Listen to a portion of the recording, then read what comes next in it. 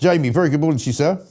Good morning, Mike. I'm a bit concerned that you haven't been having hydration breaks on the show every 20 minutes. You can just literally stop and get all those water Well, I bottles have got out. my big bottle of water that I carry around with me all the time, and I've got a glass here. So, I mean, I'm sort of constantly on a hydration break. But it is ridiculous, isn't it? The whole thing's mad. Hot summers, closing down schools. I mean, I was on the tube yesterday and the messages were coming over on the tannoy. Please avoid travel unless it's absolutely necessary. I mean, well, I'm already on the bleeding train, so why would I be avoiding? All right, I'll get off the train, shall I, and go back upstairs and just stop my travelling. I mean, most people's travel is necessary. That's why they do it. You don't just go, I know, I'm just going to go and get on the circle line and go round and round and round just for a laugh. I mean, it's mad, isn't it? Oh, Mike, I did love your meltdown yesterday, and with the weather, we got be a spot on this one because the big things you see. I think the news came out yesterday saying that we've broken June's record temperature in the United Kingdom. Or I think it Yeah. was some part of England, I think. And but this is my big bugbear when we talk about record temperatures all the time, Mike. Because put my statistician head on, records only go back to 1884. So obviously Yeah. it's quite a long time in our lifetimes. If we were living that long, we'd be looking old and decrepit. But in terms of the evolution of the world, 1884 and what we've got now is pretty much just a snapshot, a very small snapshot of what we've got. And what you've heard the usual suspects coming out. I think the Green Party, I read yesterday saying this is the new normal, we've got these summers, we've got to double down on net zero. Miliband's putting billions into net zero. But, the big question for me, Mike, is all these windmills, all these solar panels, they're not going to change the temperature, next year, the year after. Absolute bonkers. Not one person in government, I don't hear anybody talking about adapting to the new normal, if this is the new normal. And also, whenever they talk about what they need to do, they won't mention. It's like air conditioning is like the new kind of purdah. You can't mention it. Don't mention air conditioning. That's not the answer. But I mean, I said this to Paul Burgess yesterday, who's one of the sort of intelligent climate experts who doesn't believe in all this nonsense, right? And I said, look, for about the best part of the last 20 odd years, maybe 25, 30 years, we have been supposedly subject to all sorts of net zero style restrictions on what we do. They put taxes on flights so you don't go anywhere. They put massive taxes on fuel so you can't drive anywhere. They've made you pay to drive in places to make the air cleaner and all the rest of it. Well, if none of that's worked, right, because we're now getting record high temperatures, then why did we do any of it? Yeah, it's an absolute con job, Mike, because you only got to look at China as a good example, because we're talking about China, the global warming or, the climate across the whole world. I think China added in the last 4 years up to about 2024, they are starting to reduce their emissions, Mike, so I'm not going to criticize them too much, but in 4 years, I think up to 2024, China added more than 4 UK's worth of the whole CO2 emissions. So we get told, you got to cut this, you got to tax this, you got to do this, and it ain't going to make an absolute blind bit of difference, Mike. That's the big con job that we've got. My question on this is, if we spent the billions and billions that the government seems to decide on our behalf to spend on subsidies for all of this green energy, I'd love to know who's making all the money on this, Mike, because if we spent all of that money on adapting, so you think of the care homes and the hospitals, I was in a hospital visiting a relative yesterday, Mike, quite warm in the hospital, no air conditioning in the hospital. Some people I know working in hospitals are telling me the systems are so messed up there. The heating's actually on at the moment, Mike, in these hospitals. You're joking. It's an absolute joke. So rather than spend the billions of pounds on just literally lining the pockets of all of these green energy companies, let's spend it on some adaptation, Mike, and maybe the world will come in. And we've got this coronation of Andy Burnham coming in. I'm wondering, Mike, with Burnham coming in and the fact, is it his namesake, Burnham? That's what he's trying to do, burn the country down, Mike. That's what he's literally trying to do this week. It's just absolute nonsense. The government needs, I'm fed up of hearing about climate experts saying, this is the new normal. We've got to stop the heat in the planet, but they won't talk about cooling and adapting. You go to a supermarket today, Mike, nice and cool. Yeah, absolutely. I I did that yesterday when I went. I like to do a little PMQs kind of rally after PMQs happens on a Wednesday afternoon, and I've got to the point where I walk around and hold the phone out and do it in the street, right? But I'm so worried about somebody nicking my phone that yesterday there was a sort of double reason to do it. Maybe we'll play a little bit of it, shall we, Pooch? I decided to go into Selfridges and just film myself in Selfridges where there's nobody on a moped who's going to nick my phone. And also, it was rather nice and cool. Have a look. So it's a bit hot out there today, so I thought maybe what I would do is pop into a very nice, cool department store and do my little Wednesday PMQs video for you without getting all sweaty. Although I've just been on the tube and it was rather warm. But listen, there's no point in complaining, right? Life could be worse. It could be Keir Starmer or Rachel Reeves. Starmer got a right going over today from Kemi Badenoch, who didn't pull any punches, and I'm glad she didn't pull any punches actually, because what the hell does he think he's been doing for the last 2 years? Ruining the economy, screwing up our borders, making it impossible for people to walk around safely in their own streets, allowing loads and loads of undocumented fighting age men to come into the country. It's been absolutely... So I just basically went up and down on the escalator, and which was actually great. So I've come up with this new idea now. So because London's so dangerous for phone nicking, I'm going to go to places where it's not, one, it's nice and cool, and two, nobody can take and steal my phone. So I might do Harrods next. Well, we could have the Mike Graham show live from Harrods, Mike, and you could get literally people to win some free goodies, because you may as well take them rather than people who just steal in London. But that was a good point. That it was good PMQs yesterday. I did like Kemi having a go at. She was good, wasn't she? Yeah. And she did well though, because she was obviously with Starmer's a lame duck now. He's yesterday's man, so she was having a go at the cabinet. And the point you just made there, I did note this, Mike, in the last 24 hours.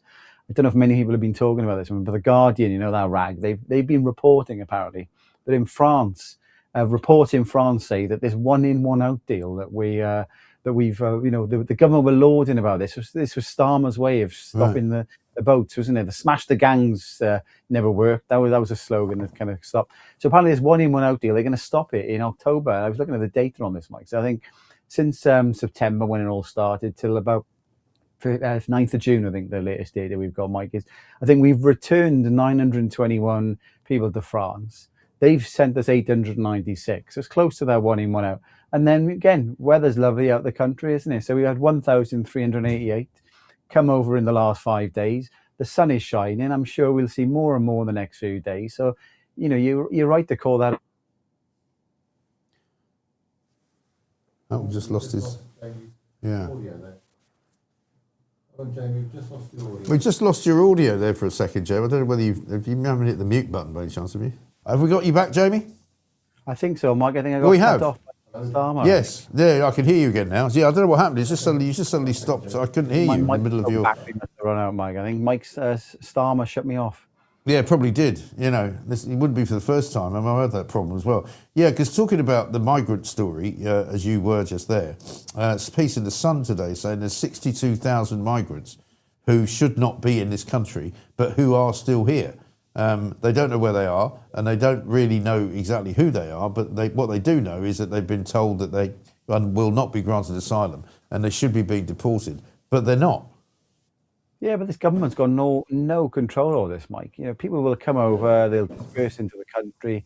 I'd like to know how many people are coming over on these boats that we don't even know, because we log a lot of them. They get put in these hotels. There must surely be people who's landing on the shores, and we haven't got a clue where they are. It must be, Mike. There must be people of those as well.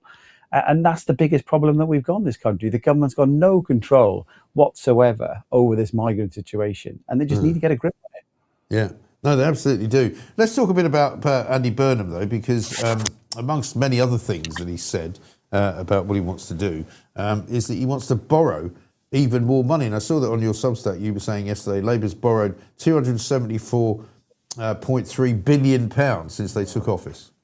Yeah, that's a lot of money, isn't it? Like, you know, Rachel Reeves, they talk about her being a great chancellor, £274.3 billion, literally, since Labour's come into power.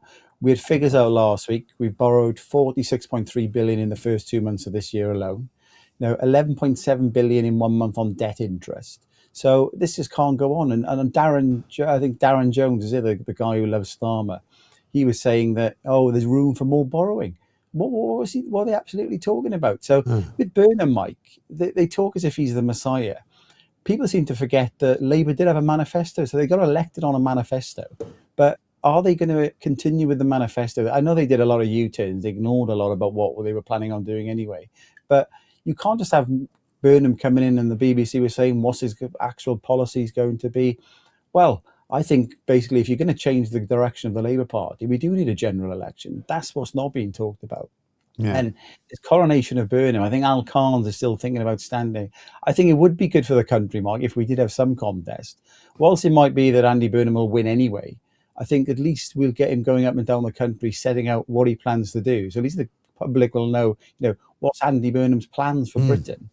He can't be any worse than Starmer, Mike. But my big problem now for you is that you're going to have to retire that Starmer alert that you've got. You'll have to come up with a Burnham alert, I think. We will need a Burnham alert because I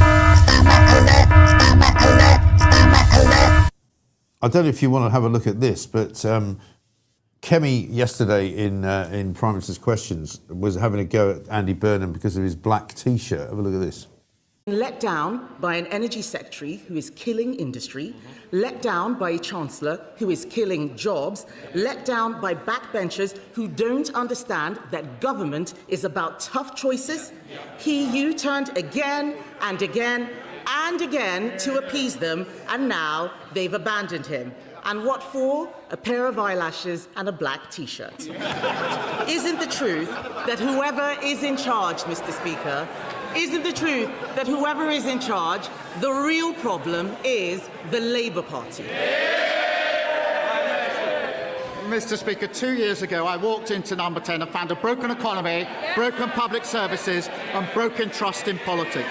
Because of our decisions, my decision, the country is moving in the right direction, a stronger and a fairer Britain, ending austerity, investing in our public services, the fastest fall in NHS waiting lists for 17 years, more rights for workers, more rights for renters, standing with Ukraine, Britain's reputation restored, and 500,000 children being lifted out of poverty. Change promised by a Labour government, fought for by a Labour government, change delivered by a Labour government. Yeah, and here's what Andy Burnham had to say about the black T-shirt comment, right? And check this out for smugness. It's dark blue, actually. I mean, seriously, there's no word for that other than one that begins with W and ends in anchor. I mean, really? Is that what we've got to look forward to? Yeah, I think he's already won your plank of the week, Mike. You don't need the recorder, I think, this week. True. It's straightforward. But yeah. I suppose one thing Burnham's got, Mike, is he does seem to have a bit more personality, because Starmer just literally sounded like a robot for the last few years. Well, I mean, this mug has got more personality than Keir Starmer. I mean, that's a pretty low bar, I'm afraid. If that's all we can hope for, we're not in a good place. Well, Starmer, when he come back, he forgot to mention the 192,000 people who, fewer people on payroll jobs, and the fact that all this borrowing through the roof, and he talked about cleaning up politics. Has he forgot about Peter Mandelson and all of that, and Morgan McSweeney and all that kind of stuff, Mike? It's like as if that's been completely erased now. Oh yeah, we're going to move on now to the Andy Burnham era, as if nothing's ever happened under Keir Starmer. So I think it's going to be an interesting ride the next couple of years, Mike, and I'm sure Burnham's going to have his own alert. You can have him as plank of the week many times, I think, over the next years. But Mike, how much money? The big question, you're talking to Mark about his betting. So how much money have you made on Starmer going? Because you was the one calling this out first. That's the big thing. Is it a big part on your winnings? Well, do you know, when I started saying that he was going to go, people just didn't believe me. They thought I was talking absolute rubbish. They were like, there's no way it can happen, because there's no mechanism by which the Labour government or any Labour government has ever got rid of its Prime Minister or leader. And of course, I said, well, there's always a way. Politics will always find a way. If you want to do something, you want to get something done, it will happen, But his problem is that he's deluded. And one of the things that he suffers from more than anything is self-delusion. And all of those things that he lists, and I mean, the only thing that we missed on his sort of resignation speech was the breakfast clubs. He didn't mention breakfast clubs, which normally he says all the time.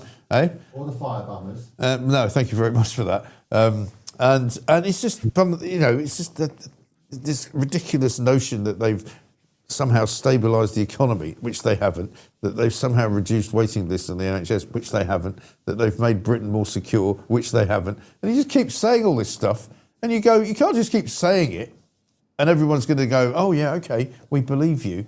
I mean, it's just nonsense, isn't it? But you know, the worry with Burnham is that he's going to go even further to the left. He's going to borrow even more money. He's going to become even more unfriendly to entrepreneurs and people that run businesses.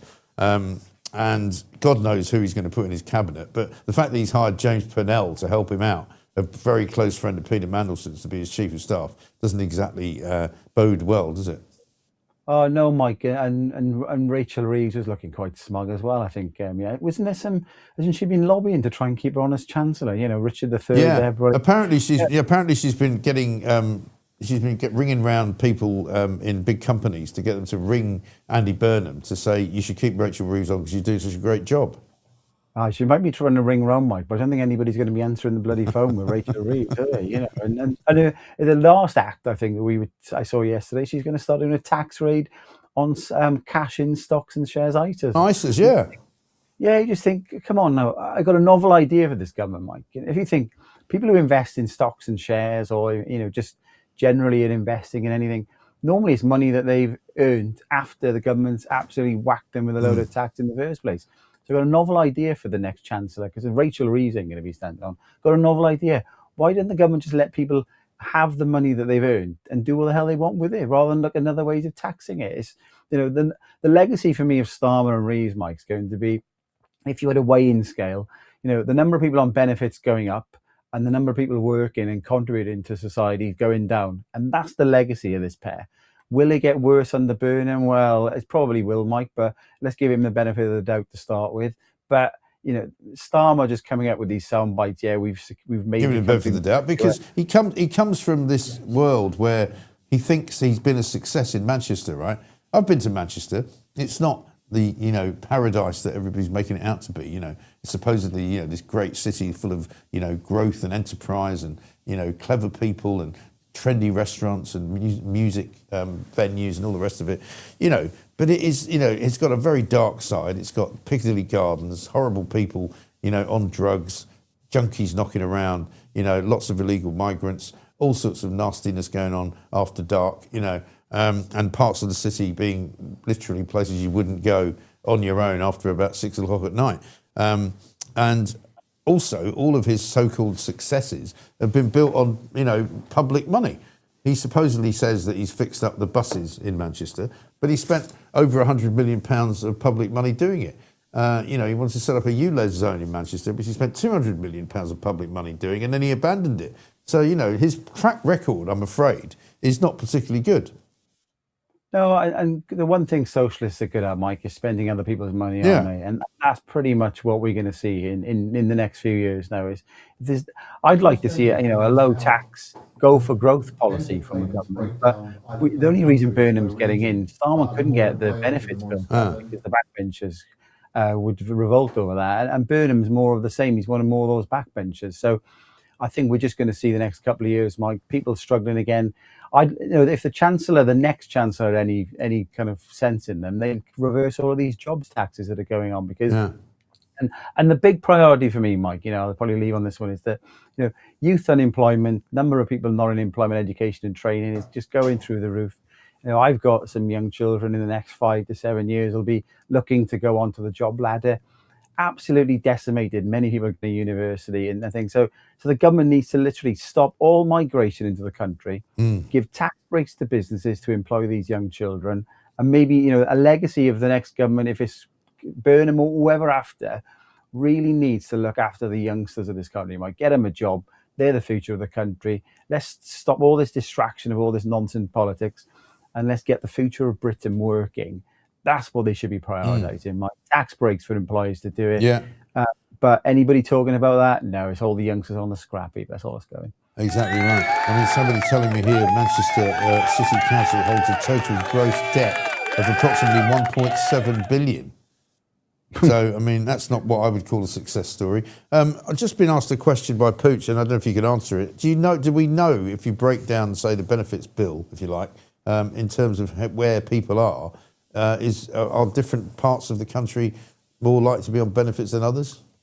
Yeah, well, some of that's the old legacies of the old industrial areas, so the South Wales valleys, even Liverpool, where you have the docks, and Glasgow are docks and stuff. So there is some legacy. I'll tell you what I'll do, Mike. I'll dig in for Pooch into the numbers, and we'll have a little look at it a bit next week. And Yeah, I'll sounds stick good. it on my blog as well, Stat of the Nations. If anybody watching this morning, Mike, all the stuff we talk about, they can pop along, stick Stats Jamie into Google, pop up straight away. People, all free, Mike. If people want to keep abreast as to what's going on in this poor country of ours, I'm doing my best to keep educating people and telling everybody every week with you on the show, Mike, what's going on. Brilliant. Great stuff. Jamie, good to see you as ever. Thank you very much indeed. Jamie Jenkins, our favourite statistician, formerly from the Office of National Statistics, of course.